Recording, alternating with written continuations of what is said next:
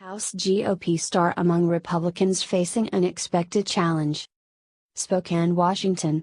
AP, Cathy McMorris Rodgers has never lost a race in her U.S. House district in Washington. The Republican has never even received less than 56% of the vote. So it did not go unnoticed when the national GOP set up shop in Spokane 10 months before Election Day to help bolster her bid for an 8th term. The GOP's move is a reminder that, with President Trump in the White House, once safe Republicans may need all the help they can get. Related searches.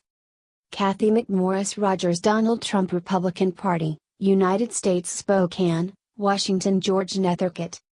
McMorris Rodgers, the only woman in House GOP leadership, has joined the group of Republican lawmakers unexpectedly scrambling for political survival this year. Trump's low approval ratings, and rising Democratic enthusiasm, have many Republicans braced for a beating in the midterm elections in November. The worry has spread from swing districts to areas once considered out of reach for Democrats: eastern Kansas, suburban Minneapolis, corners of Texas, and even the eastern Washington district held by a Republican for nearly 25 years. McMorris Rodgers has drawn a tough challenger in former state Democratic Senate Majority Leader Lisa Brown, who served for 20 years in the legislature representing Spokane. Brown has seized on McMorris Rodgers' alignment with Trump to cast her as out of touch with the district. She's raising more money than previous Democratic challengers, and the National Party has promised additional resources. The nonpartisan Elway poll reported in January that in eastern Washington, a generic Republican candidate for Congress beats a generic Democrat by just 4 points, hinting at vulnerability for McMorris Rodgers. Brown is far and away the most high-quality opponent Democrats have ever recruited in the district, said Chris Vance, a former state GOP chairman, who notes that a Democratic surge could swamp McMorris Rodgers. "This is all about Trump, and it depends how big an anti-Trump wave is out there," Vance said. Washington's 5th congressional district hugs the Idaho border and is dominated by Spokane, the state's second-largest city. The area has been reliably Republican since George Nethercutt's shocking defeat of Democratic House Speaker Tom Foley in 1994. Trump easily beat Hillary Clinton here in 2016, 52% to 39%. Outside of Spokane, the sprawling district is mostly rural and home to farmers harvesting wheat, lentils, and other products. While unemployment is low in much of Washington state, the counties along the Canadian border in the 5th District have long struggled with high jobless rates as logging and other extraction industries have declined. McMorris Rodgers spent more than a decade in the state legislature before winning the 5th District seat in an open 2004 election when Nethercutt ran unsuccessfully for the Senate. Known for her conservative social views like opposition to same-sex marriage, McMorris Rodgers chairs the House Republican Conference and is the 4th highest-ranking Republican in the chamber. McMorris Rodgers, 48, believes her national profile helps her deliver good results for the district, said Ashley Stubbs, campaign spokeswoman. Stubbs disputed the notion that the incumbent is on the defensive. "The voters have consistently turned out for Cathy," she said.